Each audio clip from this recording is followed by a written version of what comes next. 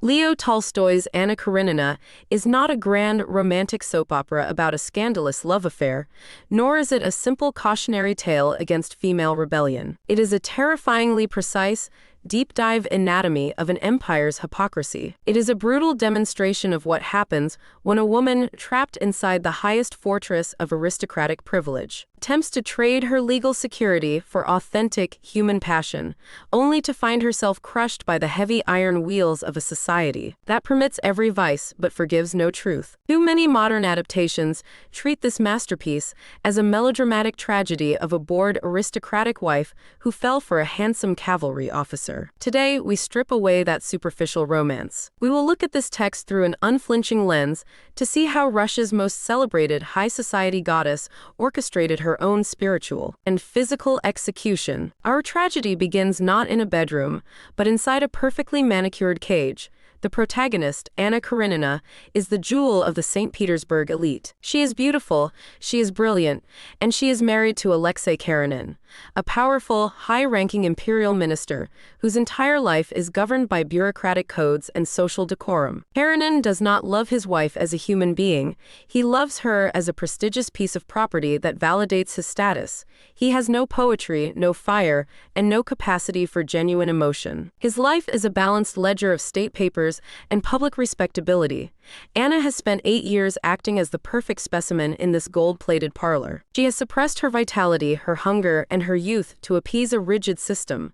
But beneath the diamonds and the sable furs, her soul is starving. She is living a life of total emotional paralysis, completely unaware that a single spark from the outside world is about to turn her immaculate palace into a field of ash. The catalyst of Anna's undoing arrives in the form of Count Alexei Vronsky, a wealthy, dashing cavalry officer who represents everything her stagnant life lacks: youth, danger, and unbridled vitality. Let us deconstruct their famous affair with absolute candor.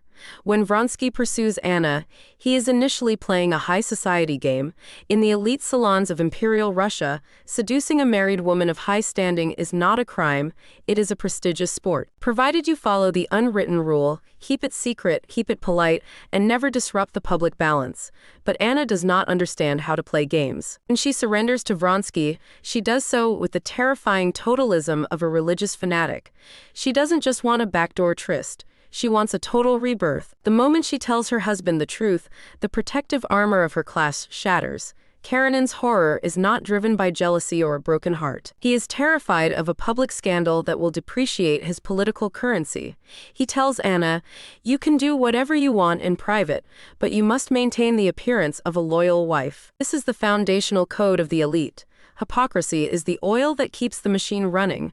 You are allowed to sin, but you are never allowed to be honest. By choosing truth over appearance, Anna has declared war on the entire architecture of her world.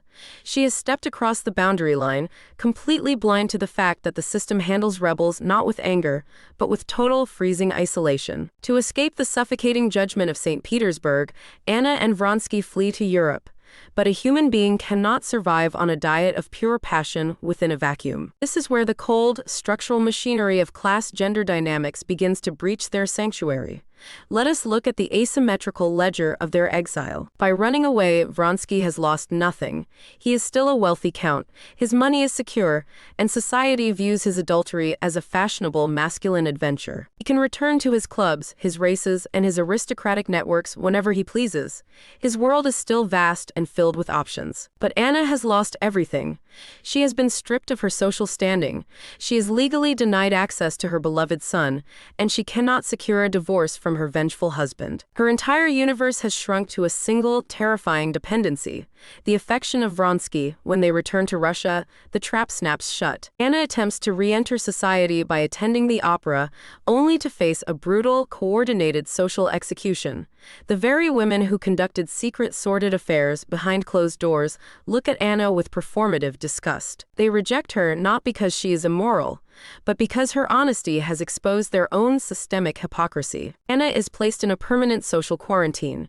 She is locked in a suburban mansion, driven mad by isolation, while Vronsky begins to drift away, drawn back by the gravity of his old aristocratic life. Her spiritual adultery has turned into an expensive, high-overhead psychological prison. The final disintegration of Anna's world occurs not because of external attacks, but through the internal collapse of her own psychological infrastructure. Trapped in total isolation, Anna begins to weaponize her love. She develops an insatiable, toxic dependency, demanding that Vronsky sacrifice his entire public life, his ambitions, and his autonomy to validate her sacrifice. Every time he leaves the house, she decodes it as a betrayal. She misinterprets his natural exhaustion as a sign that his love has decayed. The romantic knight of her illusions has vanished. In his place stands a practical, weary aristocrat who is growing increasingly suffocated by her emotional blackmail. Anna begins to abuse opium to numb the phantom pain of her lost dignity and her stolen son. Her conversations with Vronsky degenerate into an endless loop of mutual torture and domestic gridlock. She realizes the ultimate, devastating truth of her gamble. She gave up a cold, respectable cage with a husband she despised, only to enter a warm, unstable cage with a lover who is growing tired of her. She has overextended her emotional credit. The ledger of her life is permanently unbalanced. When Vronsky leaves for a country estate to see his mother, a trip Anna convinces herself is a prelude to an arranged aristocratic marriage. Paper cards of her sanity completely collapse under the weight of an unyielding despair. Anna chooses the only exit strategy left for an idealist who cannot face the ledger of a compromised existence: the iron rails of the Moscow station. She travels to the station, walking through the chaotic, soot-stained platforms, surrounded by the ugly, distorted faces of ordinary travelers. She expects nothing more than to punish Vronsky, telling herself, "I will punish him and escape from everyone and from myself." But Tolstoy denies her any romantic martyrdom. Her death beneath the train is a swift, unglamorous, and terrifyingly industrial somatic horror. As she drops to her knees beneath the rushing iron carriages, a single flash of clarity pierces her mind. She asks herself, "What am I doing? Where am I?" She attempts to rise, but the brutal weight of the steel wheel strikes her neck, tearing her beautiful, brilliant head from her torso, spilling her blood into the... Anna dies. And with her death, the cold machinery of the empire simply rolls forward. Vronsky, his soul permanently hollowed out and ruined by guilt, signs up for a suicidal military campaign in the Balkans, seeking a bullet to end his misery. Karenin continues to collect his state medals and maintain his pristine public respectability, holding custody of Anna's children as a grim monument to his bureaucratic endurance. Leo Tolstoy's Anna Karenina remains an unassailable masterpiece because it refused to offer any cheap, sentimental salvations to the dreamers who defy the social law. Anna was not killed by her passion. She was killed by a rigid social architecture that treats authentic human emotion as an unacceptable liability to the balance sheet of power. She thought she could buy freedom with a declaration of love, but the real world does not trade in metaphors. The ledger must always be balanced. The social interest must always be paid. And beneath the polished marble floorboards, the glittering diamonds, and the imperial velvet of civilization, the cold, heavy iron of reality is always waiting to crush the souls who forgot how to walk within the lines.